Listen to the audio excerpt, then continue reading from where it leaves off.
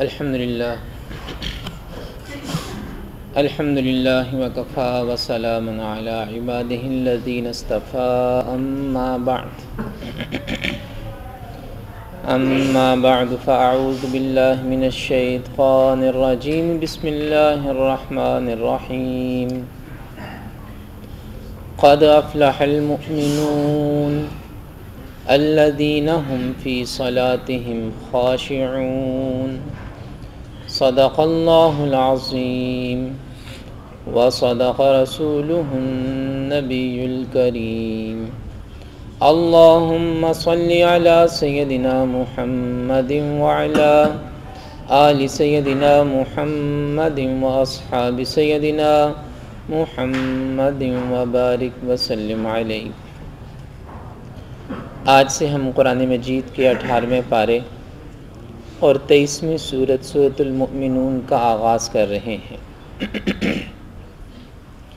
اس سورت میں 118 آیات اور 6 رکوع ہیں، اور اس کی ابتدائی 10 آیات کے بارے میں حدیث مبارکہ میں یہ آتا ہے کہ جو انسان ان آیات کو اپنا معمول بنا لیتا ہے، اپنا عمل بنا لیتا ہے، یعنی ان آیات کو اپنی زندگی میں شامل کر لیتا ہے، اللہ جل جلالہ اسے جنت عطا فرماتے ہیں۔ یعنی ان آیات پر عمل کرنے والے کے لیے اللہ تعالیٰ کی طرف سے جنت کی بشارت ہے۔ پہلی آیت میں ارشاد باری تعالیٰ ہے قد افلح المؤمنون، تحقیق ایمان والے فلاح پا گئے۔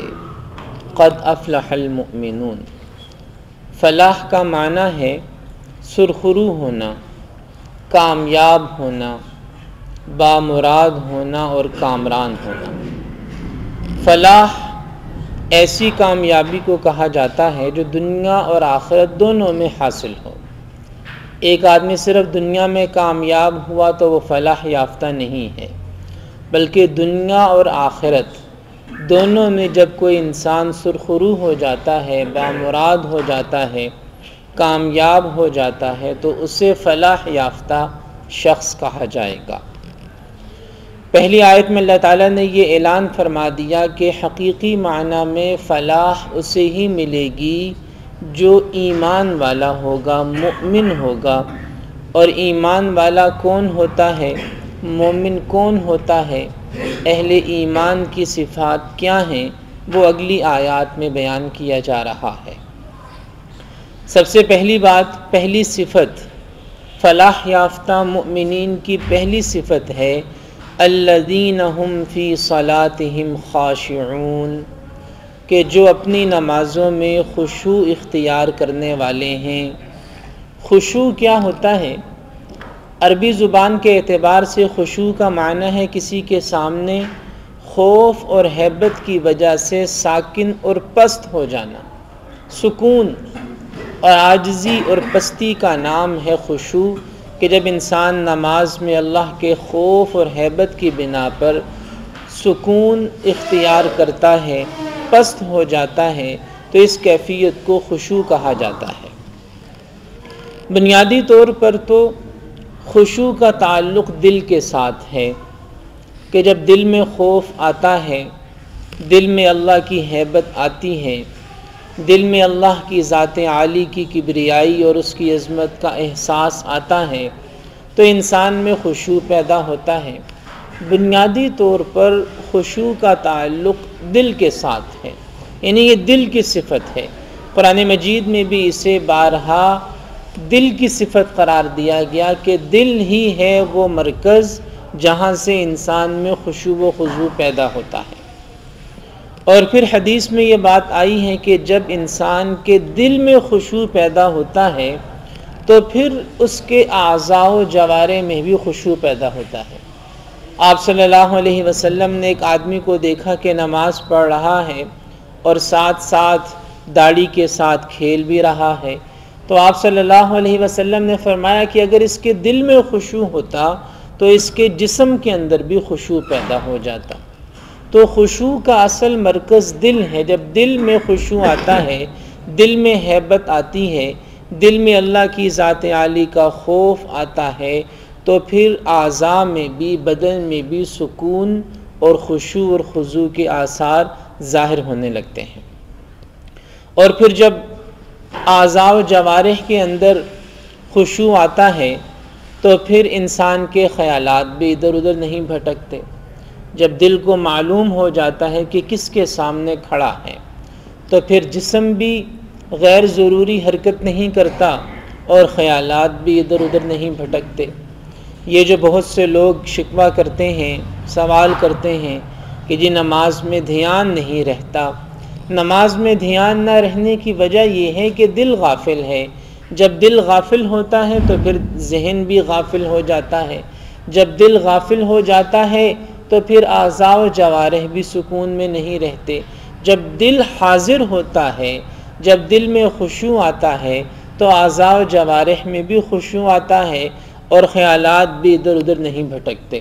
پھر انسان کی حالت وہ ہو جاتی ہے جیسا کہ احادیث میں آیا کہ حضرت عبداللہ ابن زبیر رضی اللہ عنہ اور حضرت ابوبکر صدیق رضی اللہ عنہ اس انداز میں نماز پڑھا کرتے تھے کہ گویا کہ ایک لکڑی زمین میں گاڑ دی گئی ہو، بالکل کوئی حرکت محسوس نہیں ہوتی تھی۔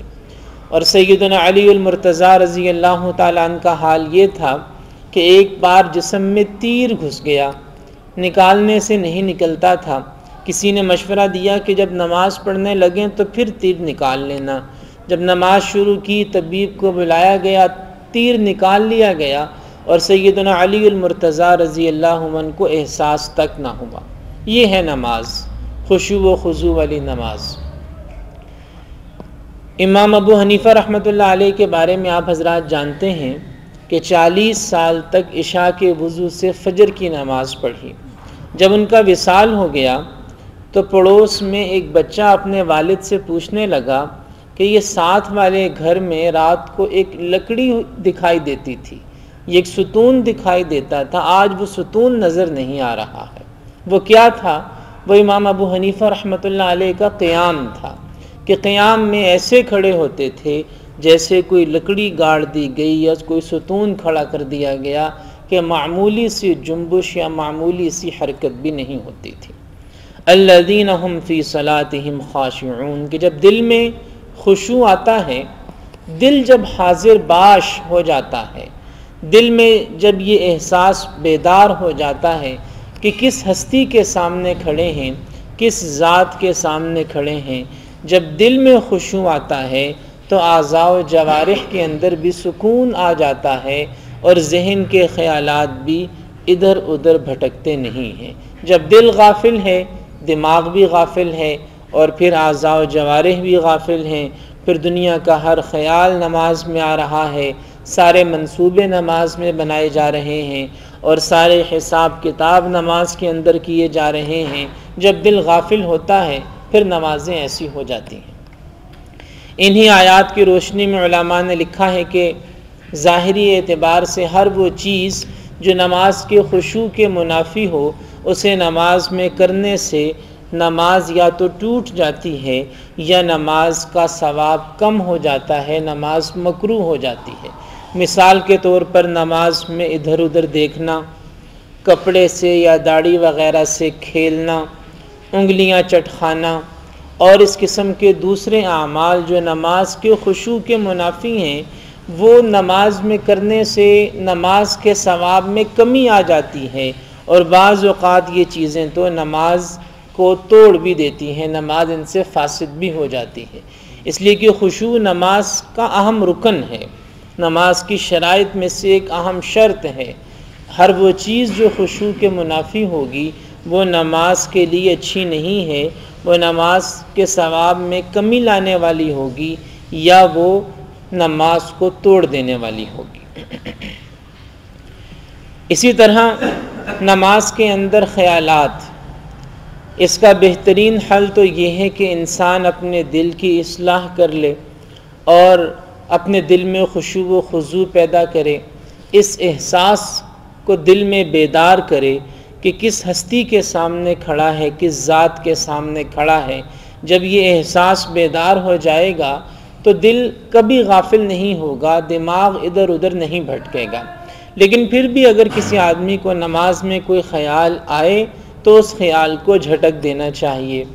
خیال تو آئے گا، بتقاضۂ بشری انسان ہے، خیال آئے گا، ذہن بھٹکے گا، لیکن خیال کو جھٹک دے، خیال کو ذہن میں بیٹھنے نہ دے، پنپنے نہ دے، اس کو جھٹک دے۔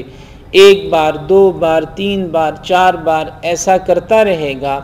جب مشق کرے گا تو ایک بار یہ کیفیت حاصل ہو ہی جائے گی کہ نماز میں اللہ کے علاوہ کوئی خیال نہیں آئے گا، بارگاہ الہیہ میں حاضر ہونے کے استحضار اور یقین کے ساتھ نماز ادا کرے گا۔ اس کے لیے مشق کرنی پڑے گی، خیالات کو ذہن سے نکالنے کی، ذہن کو اللہ کے سامنے حاضر رکھنے کی مشق کرنی پڑے گی۔ اور اس مشق کا بہترین طریقہ یہ ہے کہ انسان کو معلوم ہونا چاہیے کہ میں کیا کہہ رہا ہوں، یعنی نماز کا ترجمہ ہمیں آنا چاہیے۔ یوں تو بحیثیت مسلمان ہم سب کو عربی سے کم از کم اتنی مناسبت تو ہونی چاہیے کہ جو روزمرہ کی عبادات ہیں، جمعہ ہے، قرآن مجید ہے، نماز ہے، اتنا ترجمہ تو مسلمان کو آنا ہی چاہیے۔ عربی سے کم از کم اتنی مناسبت تو ہونی ہی چاہیے۔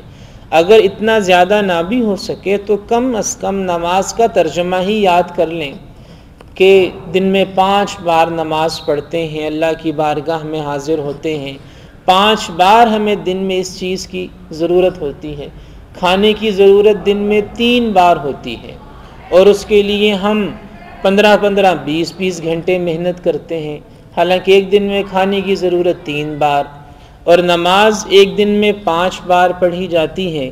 اس کا ترجمہ یاد کرنے کے لیے، اس کے معنی یاد کرنے کے لیے تھوڑا سا وقت نکال لیں، تھوڑی سی محنت کر لیں تو نماز نور علی نور بن جائے گی، وہ نماز نور علی نور بن جائے گی، حقیقی نماز بن جائے گی، لذت افروز نماز بن جائے گی، اور وہ ہماری محبوب ترین نماز بن جائے گی کہ اس سے باہر نکلنے کو دل ہی نہ کرے۔